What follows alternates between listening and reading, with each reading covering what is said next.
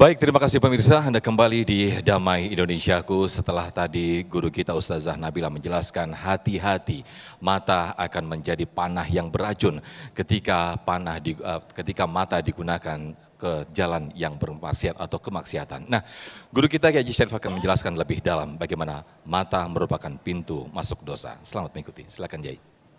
Bismillahirrahmanirrahim. Assalamualaikum warahmatullahi wabarakatuh. Alhamdulillahi Rabbil Alamin.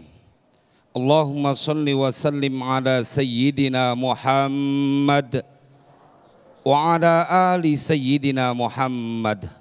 Amma ba'du, jamaah sekalian berbahagia, pemirsa TV One dimanapun berada, yang semoga kita semua senantiasa dalam penjagaan Allah. Semoga Allah bimbing kita terus untuk melakukan ketaatan. Jamaah, perihal pandangan dari mata ini menjadi sebuah karunia besar yang Allah berikan kepada setiap hambanya, tetapi juga berpotensi besar untuk mendatangkan bahaya.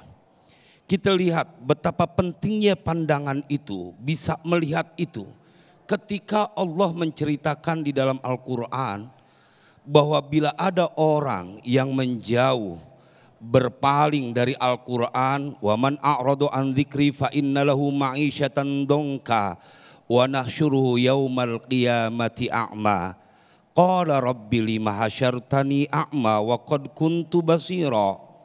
Sebuah ancaman, petaka bahwa nanti mereka yang berpaling dari Al-Quran mengingat Allah, maka nanti dibangkitkan di yaumil qiyamah dalam keadaan buta. Artinya adalah sesuatu kesusahan yang begitu berat. Karena itu buat kita yang diberikan karunia oleh Allah, jelas kita punya pandangan, tajam kita punya penglihatan, kudu pinter-pinter dalam kita memanfaatkan untuk beribadah di hadapan Allah Jalla Jalaluh. Karena berat.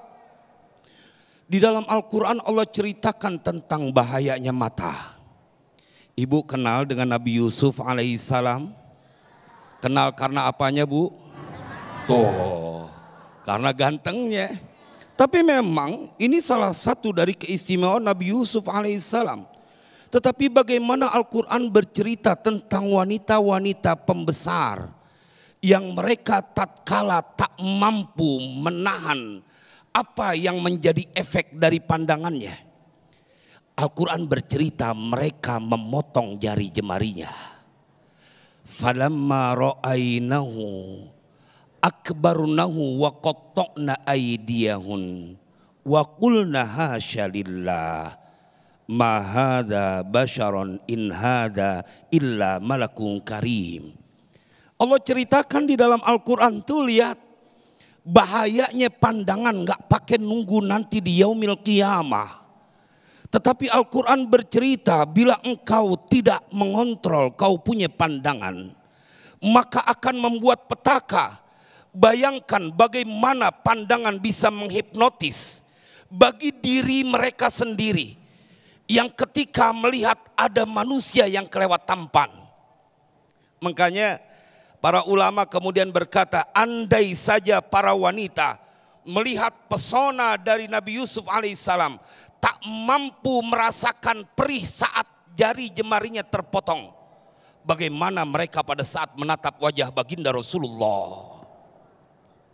Jemaah sekalian berbahagia, diceritakan di dalam Al-Quran bahayanya langsung kontan. Kita pindah kepada kisah yang juga disampaikan di dalam Al-Quran tentang bahayanya pandangan yang membuat Nabi Daud alaihissalam ruku, sujud. Ruku dalam pengertian sujud, selama 40 hari dia nggak angkat dia punya wajahnya dari sujud. Sampai air mata begitu deras membuat tumbuh di sekitarnya tumbuh-tumbuhan yang melewati tinggi kepalanya. 40 hari dia menangis dalam keadaan sujud. Sebabnya apa?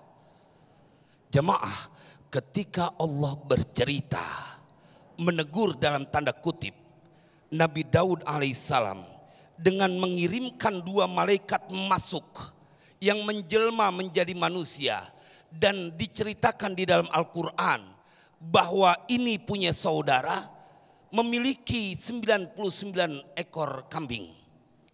Inna hadza akhi lahu tis'un wa tis'una na'jah wa liya na'jatu wahidah faqala akfilniha wa azzani fil khitab.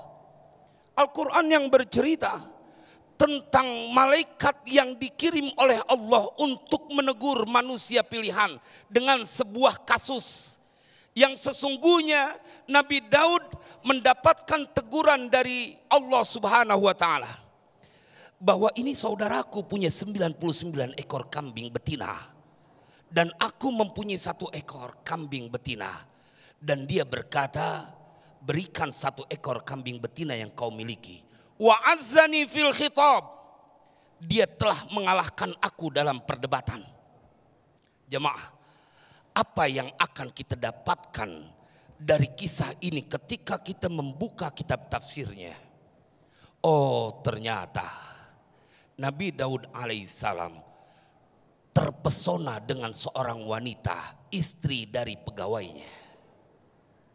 Ini pandangan nih, biar kita tahu begitu berat kemudian tebusannya. Benar beliau seorang nabi, tetapi yang namanya pandangan yang kemudian akan membawa kepada bencana bila tidak pada tempatnya, ini diceritakan di dalam Al-Quran.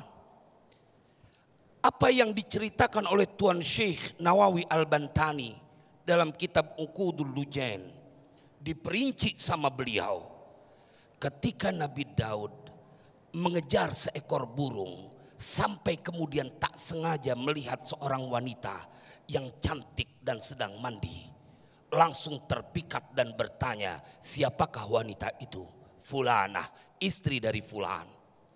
Berstrategi, Nabi Daud kemudian memerintahkan agar suaminya diajak ke medan perang supaya gugur dalam keadaan syahid. Kan jadi janda tuh.